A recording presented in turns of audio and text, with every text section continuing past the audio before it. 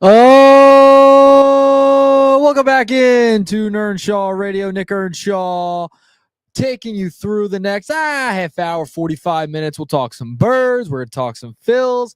And I got late game thoughts. Okay, Phils play at 10 o'clock tonight. You got 2 Monday Night Football games. I have opinions on that. I have opinions on those late games. We will definitely get into that. But make sure to like and subscribe to the YouTube channel at Earnshaw Radio. Follow on Instagram, X, all the platforms as well. Tune in to all of the programs. Hit that like button, hit that subscribe button, share it, repost it, do whatever you got to do. Put it out there. That's what we need. We need to put it out there. We got all the best takes right here. Best takes. And we're going to run it all down right now. And first things first, let's get it started with the Philadelphia Eagles. All right. Eagles win 20-17 over the Chiefs on Sunday. Nice win. Okay. They got the W. That's all that matters. That's all that should matter. Okay. At this point, right? But there's a big discussion now. Once again, in the headlines is our favorite play, the tush push. Okay. And I can't stand the conversation around this. It's mostly like the Jalen Hurts discussion for me. And I sit back and I'm watching some of these people on television and some podcasters and all this stuff about their takes about the tush push. Everyone that's not a Philadelphia Eagle hates the tush push. Or if you're not an Eagles fan, etc., you hate the tush push because you can't do it. Nobody else in the league can do it but the Philadelphia Eagles. Eagles ran it 7 times, and it worked, okay? The problem is, and I understand why, because I notice it too. Anyone with 2 eyes and can see, you saw it as well. There were guys jumping early, but that shouldn't, that's part of it. The officials got to call it. So now the problem was in the offseason, right, is when they were trying to ban it, they were 2 votes short. The argument was, and the way they went about the argument was, that there was an injury risk. That did not hold up, and thus is why you still have the tush push and why it's legal. That is the way the owners went about it, and those who wanted the tush push gone, that is how they decided to go about it. Fine. Didn't get it.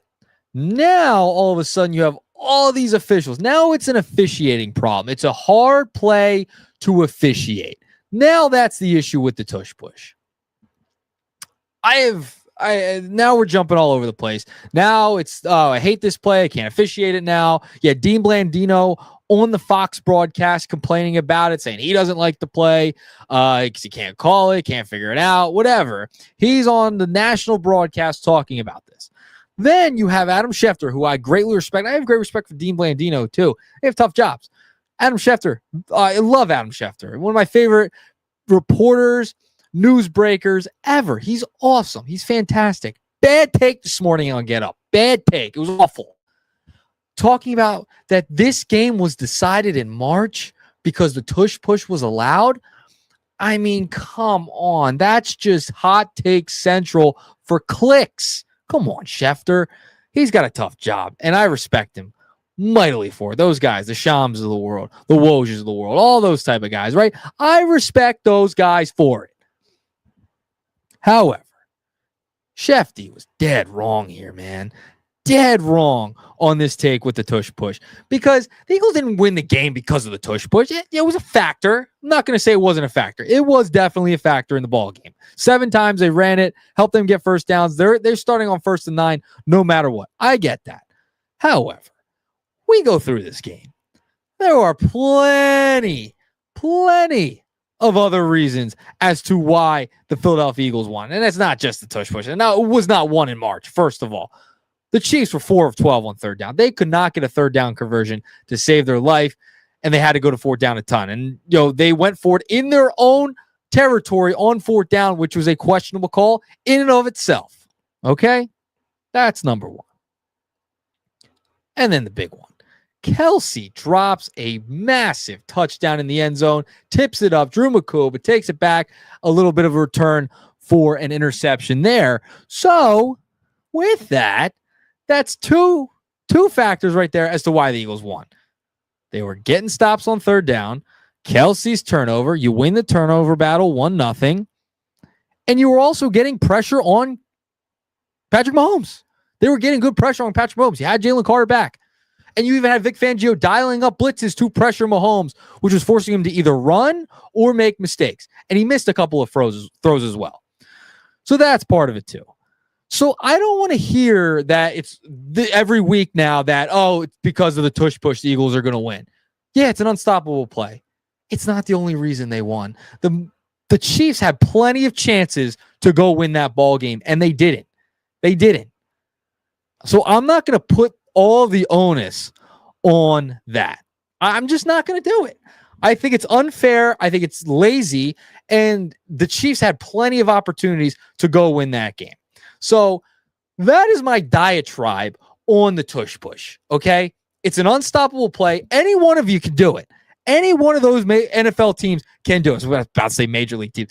Any of those NFL teams can do it. They can run it. It's a legal play. And if you're not going to call offsides or call a false start, that's on the officiating. They got to be better at that point then. I don't want to hear excuses from officials. They can't officiate it. It's right in front of you. You see it. You have replay assist. You have all this stuff, and you're not going to call it. That's on the NFL. You allow this play to continue, and every team's allowed to do it. The Eagles are the only ones who have perfected it. Be better at your job. It's as simple as that. Simple as that. Be better at your job. Call it when you see it. If you see a false start, call it. It's a penalty. It's a penalty. If you see a guy lined up in the neutral zone, call it. And guess what? Multiple occasions on the tush push, you had guys moving on the Eagles line, and you had Kansas City Chiefs over the ball lined up in the neutral zone. So you're going to tell me, it's because of the tush push, and now it's a hard play to call. I mean, it's right there in front of you. You have two judges on each side looking at the line of scrimmage, and you're not going to call it? Really? It's the discussion around the tush push. It's just hurting my brain. It's a play that no one else can do. No one else is perfected but the Eagles. And because the Eagles are good at it, it's going to be turned into this thing now because it got passed in the offseason by a couple of votes that, this is the reason they're winning games. Give me a break. The Chiefs had multiple chances to win the games, and the Dallas Cowboys had multiple chances to go win the games. They did not execute. So don't give me this, it's because of the tush push. The Eagles can't be beaten. It's outrageous. There's so much more, especially in that Chiefs game that goes into it. So I'm out on the lazy takes. Abso-freaking-lutely. All right, we got Jeff chiming in. We love Jeff. He says, did you notice the terrible production from the Fox broadcast, or am I crazy? I didn't think it was that bad, Jeff. I didn't think it was that bad. I don't know really what you're referencing in particular. I mean, there could have been a moment. I mean, listen, as someone who's worked in live production for a while now, there's always mess ups. I didn't see anything too noticeable that I'm trying to remember off the top of my head. If you give me an example, maybe it will refresh my memory, but I thought it was fine. The tush push thing, I'm out. Thanks for tuning in, Jeff. Appreciate you. I can't take that conversation anymore. It's just getting outrageous, and it's always around the Eagles in Philadelphia. No one likes. We don't care. We know the drill. We know the drill by this point. All right, I want to move along. Talk about the Eagles' offense. Okay, this is where. Listen, they're 2-0. They've won 2 games. I'm happy about that. Jalen Hurts has done enough to win. All right, there is some concern. All right, looking at some of the numbers. And by the way, I want to preface this conversation about the Eagles offense with this, okay? It's week 2. Nobody plays in the preseason anymore. I don't even go by the first 4 weeks. You cannot go by the first 4 weeks. How were the first couple of weeks last year? Don't we remember? We were freaking out early on last year. We were freaking out about Kellen Moore's offense. Most of the season, I was kind of freaking out about Kellen Moore's offense, but that's another discussion for another day. We were freaking out for a little while last year, and it's the same thing this year. I'm going to take these first couple of weeks with a grain of salt Now, you don't want to be 0-2 like the Chiefs. First time in the Mahomes era that this is happening. You don't want that to happen. But you have a new offensive coordinator again, by the way, again. So let's give the quarterback credit and a couple of weeks to get into this new offense. All right, that's number one. Remember that it's a new offensive coordinator, new play caller. Not much is going to change, but it's still a new play caller, new voice that Jalen Hurts has to go over again because he loses a coordinator every year because the guy wins. Guy just wins. And by the way, before we break down the offense, did anybody see the Chris Jones comment towards Jalen Hurts at the end of the game? Video was going viral. I love that. That has been the offseason for Jalen Hurts and the Jalen Hurts discussion around is he elite? Is he not elite? That whole discussion. I thought it was a perfect encapsulation. Chris Jones telling Jalen Hurts, you're not even throwing for 100 yards, yelling at him while he's taking a knee to win the game. And Jalen chirps right back. He said a couple of curse words. I'm not going to say them on this program, but he did say, yeah, we're about to win, essentially. I'm paraphrasing at that point. So, yeah, Jalen arguing for the win, and you got Chris Jones over there, who's a loser, losing that game 0-2. Not a total loser. He's got a couple Super Bowls, but he is chirping at Hurts for not throwing that many pass yards. And then you have Hurts himself yelling back, we're about to win the bleeping game. It's been literally the conversation between fans, media members, etc. for months now. And Jalen's right. He wins. So you're 2-0. Were they ugly? Sure. Is it early? Sure. Do you have a new offensive coordinator? Sure. All of it. All of it plays a factor. It's week 2. I'm not going to take everything on this game. It's so early in the season. I mean, the first 4 weeks to me are preseason games for these guys. So that's where I'm at with that. All right. Now for the offense itself. Kevin Patullo. I'm not wholly impressed with him so far.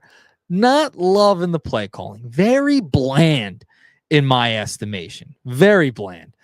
I mean, he's running these quick slants, these square in routes, just very bland stuff. And you had Sirianni talking about in his press conference today, which I got to check out for a little bit, talking about essentially that they're not having those explosive plays yet, right? Like there's been a lack of explosive play design, plays, etc. You got to fix that. And in the first game, I noticed guys like giving up on routes early, not loving the route creation, not loving the creativity of the play calling, of the play design as well. That's what I've noticed throughout the first couple of weeks. It's been very bland overall, whether it's the play design, the play calling, all of it. Haven't loved it. Like quick slants, easy stuff. And guys are covered. I mean, they're not beating the cover 2. They're not beating the zone coverage. You saw it in the Dallas game as well. So you got to find a way to scheme yourself out of that if you're Patullo too. Like he's got a little bit of blame for why this offense has struggled. He just does at this point. So, I mean, if you look at some of the numbers on the Eagles right now and some of their offensive statistics, okay, I want to read a couple out for you. And it's not great. Yards per play, 30th in the league. Yards per rush, 20th. You need that to elevate. You haven't even seen them run the ball effectively. And, I know Saquon will break off in those big runs, right? And that'll elevate his numbers.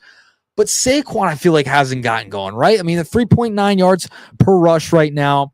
Passing yards per game, 31st in the league. They're not getting that big play. They're not getting to the receivers like Devontae Smith or A.J. Brown as much as you want to. You didn't have Godart. Yes, Godart is a joke from the locker room if you listen to that show as well on 97.3 ESPN. But you're not getting those explosive plays. It feels like there's these like little bubble screens that aren't working. You're throwing behind the line of scrimmage, et cetera. You're not getting those type of plays, and it's just been so bland to start. And, if I'm A.J. Brown, I'd be a little frustrated. And I'm not going to fault him for wanting the football. The guy's a competitor. You want to get the football. And Sirianni even said if he's not upset, I might not respect him. You know what I mean? Like he wants the football. And if you're a wide receiver getting paid that much money, you're going to want the football as well. And he can make an impact on the game.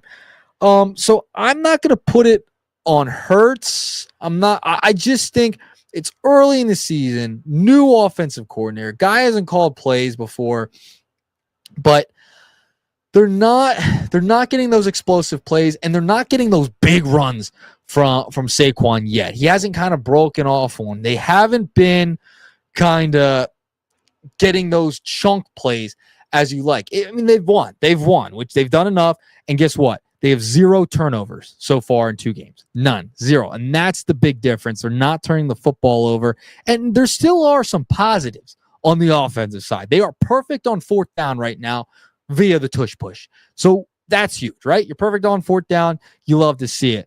They're 5th in the NFL right now on 3rd down. They're converting their plays 3rd down. And you're also getting a good job and big kicks out of Jake Elliott too. They haven't scored a ton so far, but you're getting big kicks out of him. So he's hitting those 50-plus yarders. So that's a positive as well. And, I know I'm talking about kicking, but I'm just saying that those are points you're putting on the board. And with those 3rd down conversions, you're extending drives. So that's what's happening with the Birds. There's some positives. They're converting on 3rd down. Hurts has been efficient, and they're not turning the football over. That's a recipe for success. Very much so. That's why they're 18-1 out of their last 19. That's the best in that stretch in their history of their franchise. That's why they keep winning, because he's been efficient. He's doing what he needs to do to win. I want to see more, and I think most people want to see more. You have all these weapons. You have 10 out of 11 starters returning. You want to get A.J. Brown the football. You want to get Devontae Smith the football. You want to get Saquon his carries. You want him to break one off too. So there's a lot of mouths to feed. That's a difficult thing to get everybody involved. And Batula, as a young offensive coordinator, I think they'll get better as the season goes along. I'm not going to read everything, all of it, into this week or the past week. You just beat 2 good football teams. I don't know if I want to say Dallas is a good football team. They should have lost to the Giants. That game was insane. 37-37 heading into overtime. Somehow the Giants did not win that game. That's an issue. But Dallas is a division foe. It's first game of the year. Thursday Night Football, opening after the Super Bowl, good win. You got the W there. And then you go into Arrowhead. After a Chiefs loss in Brazil, they're coming in ready to go. I know they're missing their top receivers, but it's still Patrick Mahomes. You're still heading into Arrowhead. That's a tough place to play, and you beat him. Jalen Hurts has now beaten him 3 times, Patrick Mahomes. So I'm not going to slouch at the win at all. I think it was a very impressive win. It was a defensive battle from the start, and you got to give credit to the defense. The defense has looked really good so far, and you got to give credit where credit's due. They've played well. I mean, and you got credit to Vic for drawing up a couple of blitzes to throw Mahomes off a little bit. They get 2 sacks on him. They fluster him a little bit, and that's all you needed. You got to win those type of games. Those are the type of games you have to win. Now, this can't be an every week thing. This can't be 2023 where it's like, they're winning the games though. Yeah. But you're going to have to start scoring some points one week, right? You're going to have to get those guys involved. You're going to have some of those explosive plays at some point. But, I mean, if you're an Eagles fan, you can't sit here and complain. They're 2-0 right now, coming off as a Super Bowl. They beat the Chiefs, the Super Bowl rematch. They win that. They beat the Cowboys. Stop complaining. Just stop complaining. They're 2-0. They've won the football games. And has it been pretty? No. Will we see some pretty wins? I hope so, and I think we will. It's week 2. New offensive coordinator.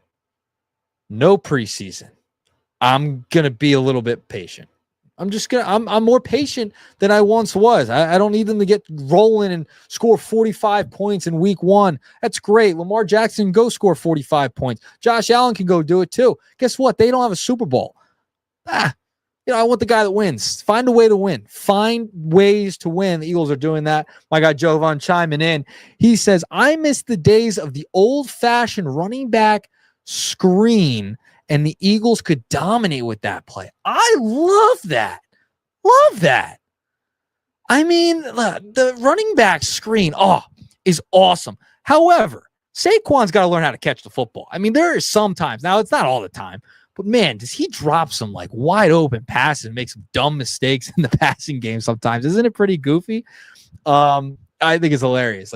He's the best running back we've ever seen. Had one of the best running back seasons ever last year. And remember that loss against Atlanta, dropped the football. He had a drop in the Dallas game. Like, it's so goofy to me, like that he like has these goofy drops and like these big spots.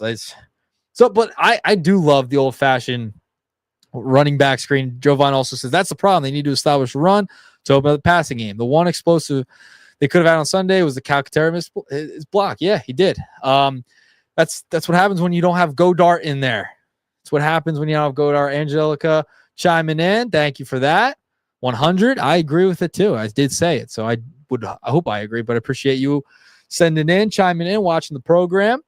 But yeah, I think just don't freak out after 2 weeks. All right, they're 2-0. Like, relax. There's problems. I just laid out some of the numbers offensively. There's concern there. There's concern. You're at the bottom of the barrel right now, and I believe I'm not mistaken. They're about 80 yards less. Is it total yards per game or in the pass game, whatever it may be? They're about 80 yards less than where they were last year. That's significant. So it's 2 games. You played 2 really good teams, and you have a tough schedule this year. You do. You have a really tough schedule. So I'm not going to be freaking out this early, though. I think we're so quick, especially in Philly social media, Philly sports social media. We treat everything like life or death in every play, and we do it in baseball. We cross over to like basketball and hockey. We treat it like life and death, like 1 game per week. I understand we do it with the Eagles because it's 1 game per week, but my goodness, it's week 2. You're 2-0. There's nothing to complain about. Nothing. You're 2-0. You got 2 wins. If you're arguing about Jalen Hurts winning football games and not doing it in an aesthetically pleasing way and not putting up those 400-yard passing games, then don't complain when they're 2-0. Okay? If you were defending Jalen, don't do that. Don't do it. I'm going to call you out if I see it. If I see it, I'm going to call you out. Don't do it. They're 2-0. There's some issues on the offensive side, on the play calling side, on the play design side. Just give it a couple weeks. New coordinator. They're 2-0. They got talented players. They're bringing back 10 of 11 guys from last year. So just relax. Just relax. All right. Let's switch gears. We're going to talk a little baseball. And the Phillies don't play. God, it's like a little less than an hour. But my goodness, does anyone else? I'll get into it. I'll get into the late starts. They just are the worst. They are just the worst.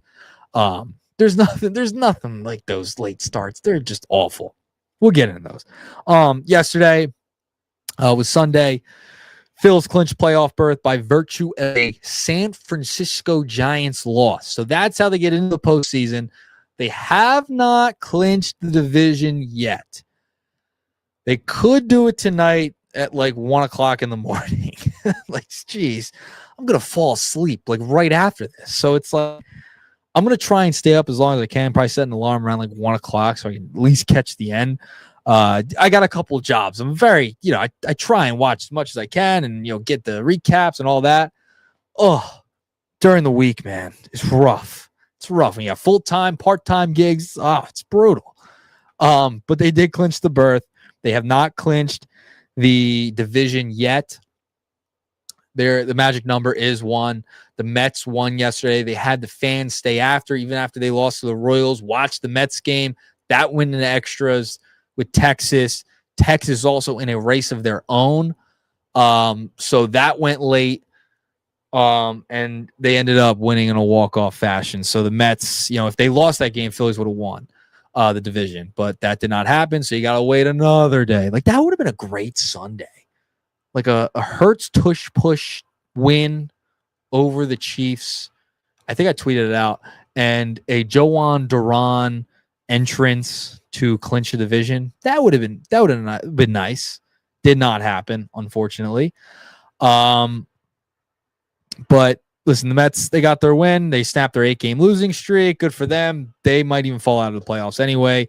As it stands right now, it's Dodgers-Mets, and the winner of that series would play the Phillies as it stands at the moment. But the Mets do not play tonight. They are back in action, I believe, tomorrow night. They take on the Padres. So they're on a West Coast trip as well, if I'm not mistaken. No, they go to New York. All right, so they go to New York for that game at Citi Field. Doesn't matter. This thing's going to be wrapped up pretty pretty quickly, to say the least. But yeah, yesterday's game, that game against the Royals was important because you had Aaron Nola starting. Now I want to give you a little Aaron Nola nugget. All right, if you listen to me on 97.3, I'm on Nick's Nuggets every day at 4:30. Aaron Nola, in 7 previous games in which the Phillies could clinch a postseason berth, a division title, or a postseason series, he was 4-1 with a 1.62 ERA. Yesterday, 4 innings of scoreless baseball. Retired 9 in a row. I believe to start the game, it was 9 in a row. It was back and forth between that and football. And he then in the middle innings just starts falling apart completely. I mean, just falling apart. And I've been sticking up for Nola. I want to see that guy. And, I just laid out the numbers. 7 previous games, they could clinch a division title, a postseason berth, or clinch a postseason series. 4-1 with a 1.62 ERA. That's damn good. I want that guy on the mound.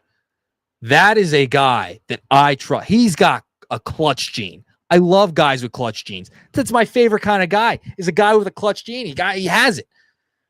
Not yesterday. And it's not like there was a ton of pressure yesterday to clinch a spot in the postseason late in September. I mean, they're clinching it pretty early here. But he goes the 4, and he looked good. And you're like, all right, they got a shot. And then he just imploded. He just totally imploded. And he talked about it after the game. It's like he has that inning where he just totally falls apart, leaves a hanger over the middle, gives up a bomb or 2. And it's the Nola coaster that we're just so used to. In the 5th, 6th, it's like he starts just giving up dinger after dinger. And he knows it. And, his ERA is like over 6 now this year. And it just raises the question, like, how confident can you be with him in the postseason? I got in this argument today on the radio. And Mike Gill and I were talking about it. I don't think he's on the side. I don't think he knows where he wants Nola to go. I think you still go Nola in the postseason. I just laid out those numbers in those big games. He seems to come up clutch. Not yesterday. So it's like, all right, you're going to go Sanchez, Suarez. That's games 1 and 2. You piggyback the lefties off each other. I don't care. That's already set in stone. Preferably would love Ranger to come out of the pen, but with the Zach Wheeler injury, all that, that you can't really do that at this point. The problem is here, and then you run into game 3, whether it's the DS, it's going to be the DS, probably won't be the wild card when you clinch the division here. The problem is you run into that game 3 issue, and it depends on the matchup. And we were talking about this before. The Dodgers are a favorable matchup when you have lefties on the mound. You prefer that because lefty-lefty instead of lefty-righty. They have guys like Ohtani, Freeman's of the world. They lefty dominant, especially in their top guys in their lineup. So you could go the route of Sanchez game 1, Ranger game 2, Luzardo game 3. You could go that route, 3 straight lefties, and just rock with it. Or, I don't know if I love Luzardo coming out of the pen. Plus, Luzardo struggled when he was with Miami against the Phillies when he pitched against the Phillies in the postseason in that wild card series. So I don't love his history there. But then you could go Nola in game 3, and that's the thought. They go Nola game 3. Guy's been there, done that. Rob Thompson's even talked about it. Like, hey, we trust Nola. We like, he's been there before. He has the experience. And, I mentioned those games where they could clinch something. He's pitched relatively well heading into yesterday. And he pitched well for 4 innings. It's like when he starts getting into the 3rd time around the lineup, he is like done. And then I know he had that great start against the Mets, but you got to see it more than once. And he pitched well up until that point. 5th inning, Sixth inning, starts to give up the dingers. So you run into this issue. Could you piggyback Nola? Could you start Nola, maybe get him through 3 or 4, and then go to Luzardo or go to a Walker Buehler who you just signed? Get a couple more innings out of those guys so you're not taxing the bullpen throughout the postseason and go that route. You could. I think it's a possibility. Let Nola go as long as he wants, and then if he starts falling apart, pull him right away. You got Walker Buehler or Luzardo to come right in. That's something that they feasibly could do. They feasibly could do that. So they're in a tough spot, and they were in a tough spot anyway with the amount of depth they had with Wheeler. Who's going to be your 3? It would have been Wheeler, Sanchez. You go Ranger. Now I think you have to go Ranger, right? So you had a decision to make anyway, because did you want Nola to start in the first place? Now you have to make the decision, well, who gives us the best shot, or do we just ride with all of them in game 3? You could piggyback him and just get as many innings possible out of him before he really starts falling apart. Or if he falls apart early, then you could go to a guy like a Luzardo or a Buehler, and they can eat innings in a game 3 and pitch well, by the way. And you could still win the game. It's not like you're giving up. You can still win the game because those guys been there, done that. Like Walker Buehler has postseason experience. The guy closed out the World Series last year. I don't love Nola's stuff coming out of the bullpen. This is why you run into this problem. He doesn't throw hard, and I don't think he hasn't come out of the pen. So I don't love him coming out of the pen. Buehler's come out of the pen once to close out the World Series. So at least he's shown he's got a little bit of stones. But they have a decision to make with that third starter. They really do. And, do you want to be loyal to the guy that you gave a contract to? It's pitched here in big games plenty of times for you. Do you want to go that route? Or do you start the guy you just signed off the street who struggled in Boston? Or do you go to Luzardo and go 3 straight lefties? Depends on the matchup. If you face the Dodgers, it's a real option. It's a real option for the Phillies. But listen, they're going to start in a little bit. I hate these 10 o'clock starts. So this week, the Phillies, this is just so brutal. Looking at their schedule, 10-10 tonight, 10-10 tomorrow, 10-10 on Wednesday, off day Thursday, so no Phillies on Thursday. Friday, 9:40, they're against Arizona. Saturday, 8:10. And then Sunday, you're back to 4 o'clock, 4:10. But what time do the Eagles play this week? They are at 1 o'clock. So you got 1 o'clock Eagles and right into Phillies at 4, but that game might not even matter at that point. You're just kind of playing for seeding. I can't tell you how much I cannot stand these late starts. These West Coast trips are the worst. What an awful time to start that. So I just got to get off my chest. Jovan, I totally agree. Late starts in summer are fine. I still don't like them. September is even worse. Still don't like them in the summer. But when you get to September, fall, you got all these sports on, lot to watch, lot going on, especially if you work in media, sports. I mean, you're running all over the place, okay? Awful that the whole week they're on a West Coast trip. That's just brutal. It sucks because of the schedule. Now, this is something I want to also bring up. The doubleheader on Monday Night Football. Oh, the doubleheader on Monday Night Football is brutal. Brutal. I mean, you have two games here, okay? You got the Bucks and you got the Texans. By the way, Nico Collins had an amazing catch to start this game for a touchdown. You got that game starting at 7. So we're already an hour earlier, which is okay. Don't hate that. But then you got a 10 o'clock Monday Night Football game, Chargers-Raiders. I want to watch Herbert. I want to see these Chargers. They just beat the Chiefs in their opener. They look good. Plus, I have Lad McConkey on my fantasy team. That's actually the real reason I want to watch my game, and it's a nail biter. 10 o'clock start, Monday Night Football doubleheader, 2 games. I'm so out on the Monday Night Football doubleheader. So out on it. And they've done games where it's at the same time. That might even take the cake when they start them at the same time, and one's on ESPN and one's on ABC. Oh, it's like there's red zone for a reason. Put all the games at 1 and 4 o'clock. You got the Sunday night, the Monday night, and then starting the next week, the Thursday night. I want one primetime game, not like 8 of them at once. Out on that. I don't know how you guys feel.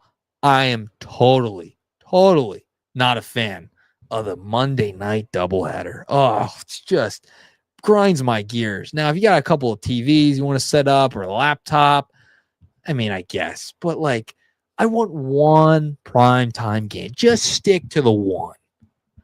All right. That's what we got. Remember to like, follow, subscribe, Nernshaw Radio, at Nernshaw Radio. Special thanks to BFA Sports as well. We're streaming on that channel too. I want to thank you, everyone, for tuning in. Those who commented, those who reposted, like, subscribe. Nernshaw Radio every Monday and Wednesday, 9 a.m. Or 9 a.m. Oh, gosh, it's 9 p.m. I'm never going to make it through this Phillies game. 9 p.m. Mondays and Wednesdays. That's when we will go live. I want to preface it with this. No interview this week. No guest. We'll be back just chopping it up. You can comment, subscribe. We'll talk about stuff going into next week, etc. But no interview this week. No guest this week. Flying solo on Wednesday. Hopefully next week, I think we'll have another guest working on that at the moment. So that'll be a lot of fun. But I'll see you back again Wednesday, 9 p.m. Nernshaw Radio. Like, subscribe, repost, do it all.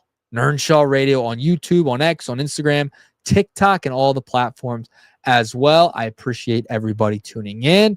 I hope everyone has a great night. Hopefully you stay awake. Maybe we'll talk about a division title on Wednesday. I might have the shirt by then. I usually go out the next day. I hope that happens. I'm going to set an alarm to watch them clinch the division tonight. All right, I'm out. Nernshaw Radio, Nick Earnshaw, signing off. Peace.